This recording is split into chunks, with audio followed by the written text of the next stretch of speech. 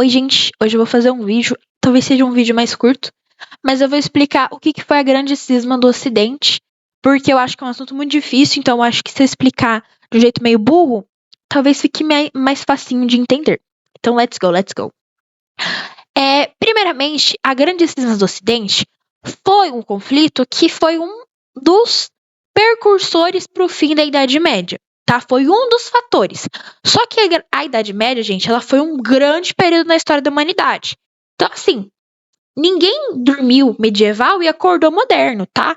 Foi algo gradual. Então, quando a gente estuda esses passos para a crise medieval, tem que ter em mente que, assim, não é que acabou que acabou de verdade, gente. Foi gradual. Então, assim, muitas ideias ainda perduraram até realmente se fortalecer uma nova era. Então é isso, é só um início. Então vamos lá. O que foi a grande cisma do Ocidente? Ela foi basicamente uma grande briga de quem que manda na igreja que aconteceu, tá? Gente, eu acho um assunto difícil, então se eu falar alguma burrice, me perdoem, tá? Mas eu não sou burra. Nem tanto. Então, foi um conflito entre os papas da igreja católica. Então, primeiramente, o que é um papa? O papa, ele é tipo um chefão da igreja católica. E o que a gente normalmente entende como papa, né? Hoje a gente tem o Papa Leão XIV. E o papa, ele é um papa. E ele basicamente vai postulando, né? Coisas da igreja, assim, vai liderando de uma forma religiosa.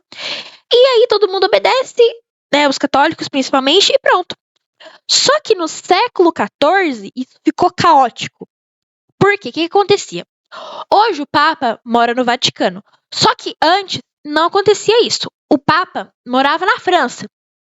Então, assim, eles não estavam nem em Roma, eles estavam morando em Avignon, lá na França. E aí, os italianos não gostavam disso, porque parecia que, o Papa é um fantoche do rei da França. Aí eles não curtiam isso. Então começou uma pressão enorme para eles voltarem. Volta, Papa, volte para Roma, por favor. E o Papa da época era o Gregório XI, que daí ele vai voltar para Roma, né? Ele finalmente volta, só que ele morre. Ele morre logo depois. E aí os cardeais, né? O Papa morreu, vamos escolher outro Papa. Só que aí o povo romano ficou de ameaça com os papas, com os cardeais, aliás. Ficou assim, vocês vão escolher um italiano ou vocês vão apanhar. O negócio vai ficar feio. Queremos um italiano. Vocês escolhem francês, os franceses vão tudo pra França e nós fica aqui abandonado. Então, né, sobre livre e espontânea pressão, eles escolheram um italiano chamado Urbano VI. Só que, depois que eles escolhem, depois dessa eleição, eles ficam assim, gente, a gente escolheu errado, porque assim, foi por pressão, então assim, a gente não usou muito o nosso coração, então a gente escolheu errado, tá? Não valeu, não. E aí eles quiseram fazer o quê? Eleger outro papa, que era o Clemente VII. Só que aí, o novo papa resolveu morar lá em Avignon, novamente, morando na França. Então, assim, ficou dois lados. Ficou a Roma falando que o verdadeiro papa é o Urbano VI, e ficou a França lá em Avignon falando que não, o verdadeiro é o Clemente VII. Então agora tinham dois papas em dois lugares diferentes. E aí, como é que funcionava? Cada lugar escolhia um lado, né? Cada papa achava que ele era o verdadeiro. Então, um excomungava o outro, aí outro nomeava cardeais, aí o outro cobrava imposto da igreja. Cada um ficou realmente como se fosse o único papa verdadeiro. Então, teve esse conflito. Ficou algumas décadas de confusão. E aí, os cardeais pensaram assim, gente, vamos resolver essa treta? Porque assim não tá legal. Então, vamos eleger um novo papa e mandar os dois, embora. E isso vai acontecer lá no Conselho de Pisa, que vão eleger o Alexandre V.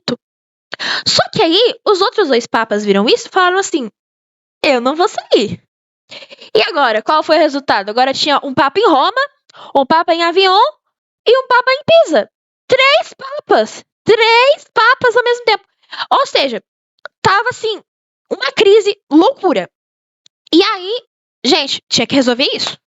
Então, no Concílio de Constança, as pessoas vão falar, chega dessa palhaçada. Chega. Então, um papa foi deposto, o outro renunciou e o outro foi abandonado pelos aliados. E aí eles vão eleger um novo papa, que vai ser aceito por quase todo mundo, que é o Martinho V. E aí voltou a existir um papa só.